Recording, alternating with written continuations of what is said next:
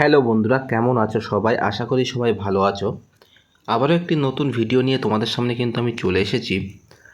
এই ভিডিওতে আমি দেখাবো, যদি কোনো ব্যক্তি প্যান কার্ড আবেদন করার সময়, সেটা নতুন প্যান কার্ড হোক কিংবা সংশোধন প্যান কার্ড হোক, আবেদন করার সময় কোনো প্রকার ভুল করে ফেলেছেন এবং আবেদন সাবমিটও হয়ে গেছে, পেমেন্ট হয়ে যাওয়ার পর সাবমিটও হয়ে গেছে এবং একাধিক দিন ধরে এরকম স্ট্যাটাস শো করছে, সেক্ষেত্রে আপনারা কী করবে? তাছাড়াও স্ট্যাটাস যদি এরকমও দেখায়, সেক্ষেত্রে করণীয়টা কী, আমি কিন্তু এই ভিডিওতে স্পষ্ট দেখাবো। স্টেপ বাই স্টেপ কিন্তু তোমরা ফলো করলে তোমরা কিন্তু তোমাদের সেই যে সমস্যার সমাধানটা কিন্তু করতে পারবে। তো চলো এই সমস্যার সমাধান কি জেনে নেওয়া যাক। তার আগে আমার চ্যানেলে নতুন দর্শক হয়ে থাকলে প্লিজ দয়া করে চ্যানেলটা সাবস্ক্রাইব করবে এবং পাশে থাকা বেল আইকনটি ক্লিক করে অল নোটিফিকেশানটি অন করে রাখবে, এরকম গুরুত্বপূর্ণ ভিডিওর নোটিফিকেশান সবার প্রথমে পাওয়ার জন্য। তো চলো ভিডিওটি শুরু করি। এখন বর্তমানে কিন্তু প্যান কার্ড 2.0 চলে এসেছে। তো যে সকল ব্যক্তিরা অনেক আগে প্যান কার্ড করেছিল বা করেছিলে তোমরা, তখন কিন্তু আধার কার্ড দিয়ে প্যান কার্ড হতো না, ভোটার কার্ড দিয়ে প্যান কার্ড হতো বা অন্য ডকুমেন্টস দিয়ে প্যান কার্ড হতো। তো এখন বর্তমানে যেহেতু 2.0 চলে এসেছে, সেক্ষেত্রে তোমরা মনে করছো যে প্যান কার্ডটা পুনরায় ফটো সিগনেচার চেঞ্জ করে নতুনভাবে নেবে, কিংবা যে সকল ব্যক্তিদের প্যান কার্ড আধার কার্ডের সাথে মিসম্যাচ আছে, তারা প্যান কার্ডটা সংশোধন করতে চাইছো এবং তার জন্য অ্যাপ্লিকেশান করেছো, কিন্তু অ্যাপ্লিকেশানের কোনো রকম ভুল ডকুমেন্ট আপলোড করে ফেলেছো বা ভুল কোনো রকম ইনফরমেশান দিয়ে ফেলেছো, সেক্ষেত্রে যে প্যান কার্ডের যে স্ট্যাটাস, সেটা চেক করার পরপরই কিন্তু তোমাদের এরকম শো করছে যে you have receive the document with reference to you PAN card application, however this documents are not valid, please click for details. যদি এরকমটা তোমাদের শো করে, কিংবা যদি তোমাদের এরকমটা দেখাই যে you have receive the documents in reply to the, একটা লেটার তোমাদের পাঠানো হয়েছে, however documents is oblique are not valid, for details contact in call, এত মানে একটা নাম্বার দেওয়া আছে।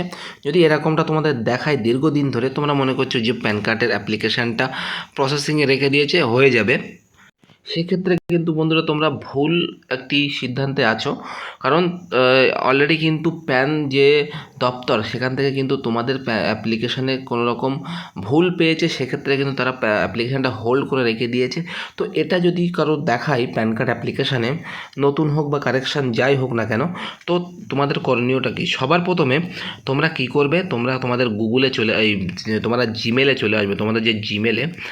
তো তার আগে তোমাদের যেটা করতে হবে, যে এখানে ভ্যালিড একটি ডকুমেন্টের কথা বলা হয়েছে, তো তোমাদের কিন্তু এই যে লেটারটা তোমরা দেখতে পাচ্ছ, অর্থাৎ এই যে লেটারটা এখানে জেনারেট করা হয়েছে, এই লেটারটা সবার প্রথমে তোমরা কিন্তু প্রিন্ট আউট করবে বা ডাউনলোড করবে, করে তাতে কিন্তু স্পষ্ট লেখা থাকবে যে কী রিজনে তোমাদের মানে সেটা আটকে রাখা হয়েছে।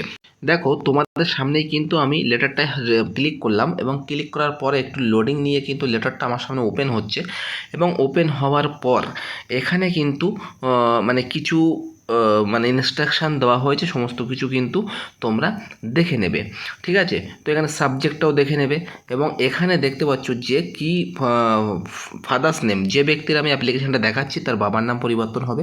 তো এখানে ফাদার্স নেম পরিবর্তনের জন্য যে রিকোয়ারমেন্ট প্যান কার্ড দপ্তর থেকে চাওয়া হয়েছে, সেটি হচ্ছে father's name any one of the following list on. তো এখানে যে মানে লিস্টটা দেওয়া হয়েছে, এই লিস্টের থেকে যে কোনো একটি ডকুমেন্ট কিন্তু তাদের কাছে পাঠাতে হবে। তো এখানে কিন্তু কী কী পাঠানো বলা হয়েছে, যে public notification is official gazetted or clarification for change of name, father's name along with relevant proof of identity of application have father's name as dispass. তো এখানে কিন্তু বলা হয়েছে, যদি তোমাদের মানে পাবলিক নোটিফিকেশান অনুযায়ী একটি গেজেটেড অফিসারের দ্বারা পত্র লাগবে, কিংবা ক্লারিফিকেশানের জন্য ফাদার্স নেম চেঞ্জের জন্য প্রুফ অফ আইডেন্টিটি, অর্থাৎ তোমার একটি ডকুমেন্ট দিতে হবে যেটা প্রুফ অফ আইডেন্টিটি হিসেবে গণ্য, সেরকম একটি ডকুমেন্ট কিন্তু তাদের কাছে পাঠাতে হবে। এবার কিন্তু তোমাদের কাছে প্রশ্ন আসতে পারে যে ডকুমেন্টটা পাঠাবে কীভাবে। তাছাড়াও আরেকটা কিন্তু স্ট্যাটাস আমি কিন্তু তোমাদের সঙ্গে শো করেছি, সেটাও দেখে দিচ্ছি। সবার প্রথমে আমি স্ট্যাটাসে চলে আসলাম, আসার পরে এখান থেকে কিন্তু নিউ অবলিক চেঞ্জ রিকোয়েস্টে চলে আসলাম। এখান থেকে কিন্তু আমার সেই ইয়ারের নাম্বারটা কিন্তু এখানে পেস্ট করলাম। তারপরে এখান থেকে কিন্তু আমি ক্যাপচার কোডটা সুন্দরভাবে লিখে দিচ্ছি 533C4S। তো C4S আমি কিন্তু লিখে দিলাম। লেখার পরে সাবমিট অপশানে কিন্তু আমি ক্লিক করছি। তো ক্লিক করার পরপরই কিন্তু আমাদের সামনে স্ট্যাটাসে চলে আসলো। এখানে কিন্তু সেই একই মেসেজ এখানেও শো করছে, কিন্তু একটু ভিন্ন মেসেজটা শো করছে। তো এখান থেকে আমি সবার প্রথমে কী করবো, এরকম দেখালে ক্লিক হেয়ারে ক্লিক করবে। তো ক্লিক হেয়ারে ক্লিক করার পরপরই কিন্তু তোমাদের সামনে এরকম একটি ইন্টারফেস শো করবে, যেখানে কিন্তু বলা হয়েছে যে অ্যাড্রেস প্রুফ যেটা আমি মানে অ্যাড্রেসটা যেটা আমি মেনশন করেছি অ্যাপ্লিকেশানে, সেই অ্যাড্রেসের সাথে যে প্রুফটা আমি দিয়েছি সেটি কিন্তু মানে মিসম্যাচ হচ্ছে, যার কারণে তারা কিন্তু এটা বলা হয়েছে। এবং এখানে নিচেও কিন্তু বলা হয়েছে যে তোমরা গাইডলাইন অনুযায়ী তোমরা সেই যে অ্যাড্রেস সঠিক অ্যাড্রেস প্রুফটা বা সঠিক সিগনেচারটা বা সঠিক ফটোটা তোমরা কিন্তু পাঠাতে পারো। মানে এখানে সব থেকে সোজা নিয়ম সেটা হচ্ছে মেলের মাধ্যমে। এখানে কিন্তু লেখা আছে মেল অ্যাট এই যে মেলটা লেখা আছে tinfo@proteintch.in, এটাই কিন্তু মেল আইডি। এই মেল আইডিতে কিন্তু তোমাদের মেল করতে হবে সেই ডকুমেন্টটা, অর্থাৎ এই মেল আইডিতে কিন্তু তোমাদের মেল করতে হবে ডকুমেন্টটা, ঠিক আছে। তো আমি এখানে এর বাংলা অর্থও দেখিয়ে দিচ্ছি।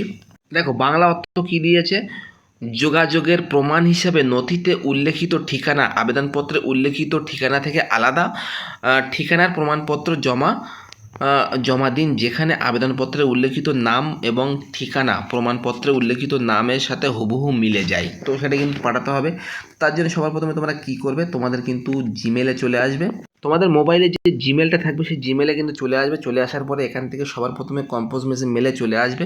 তো আসার পরে কিন্তু তোমাদের এই বক্সটা, অর্থাৎ আমি দেখিয়ে দিচ্ছি, এই বক্সটা কিন্তু ওপেন হয়ে যাবে। তো এই বক্সটা ওপেন হওয়ার পর তোমরা এখান থেকে সবার প্রথমে যে কাজটি করবে সেটি হলো এখান থেকে যে মেল আইডিটা তারা প্রোভাইড করেছে সেই মেল আইডিটা কিন্তু এখানে লিখবে এবং তার সাবজেক্টটা লিখবে আপলোড অ্যাপ্লিকেশান সিগনেচার। যেহেতু আমার সিগনেচারের প্রবলেম, সেক্ষেত্রে কিন্তু আমি লিখেছি upload application signature.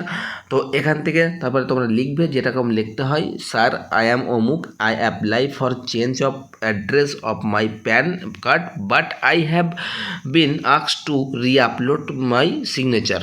As per the instruction I have re-upload my signature through mail, please accept my passport PAN card application. তারপরে এখানে তোমরা লিখবে মাই নেম ইজ, তোমাদের নাম লিখবে, মাই অ্যাপ্লিকেশান নাম্বার ইজ, যে নাম্বারটা তোমাদের জেনারেট হয়েছে সেই নাম্বারটা কিন্তু তোমরা এখানে দেবে, এবং my date of birth is এত দেবে। তারপরে নিচের দিকে আসবে। নিচের দিকে আসার পরে কিন্তু তোমরা এখান থেকে এই অপশানটাতে ক্লিক করে তোমাদের যে সিগনেচার হোক বা তোমাদের আধার কার্ড পাঠাতে হোক, যেটাই হোক, কিন্তু তোমরা সেটা কিন্তু এখান থেকে মানে গ্যালারি থেকে নিয়ে নেবে, নিয়ে কিন্তু আপলোড করে দেবে।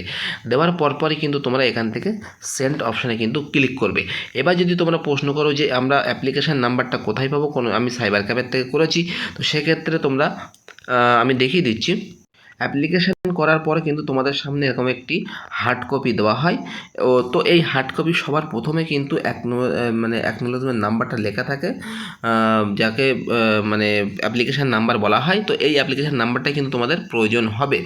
যদি কোনো ব্যক্তির অ্যাড্রেস প্রুফ বা আইডেন্টি প্রুফের প্রবলেম হয়ে থাকে, তারা কিন্তু তাদের মতোভাবে লিখবে, লিখে কিন্তু সেই এখানে কিন্তু অ্যাটাচ করবে তোমাদের যে সঠিক ডকুমেন্টটা, এবং সেটা কিন্তু সেন্ড করে দেবে।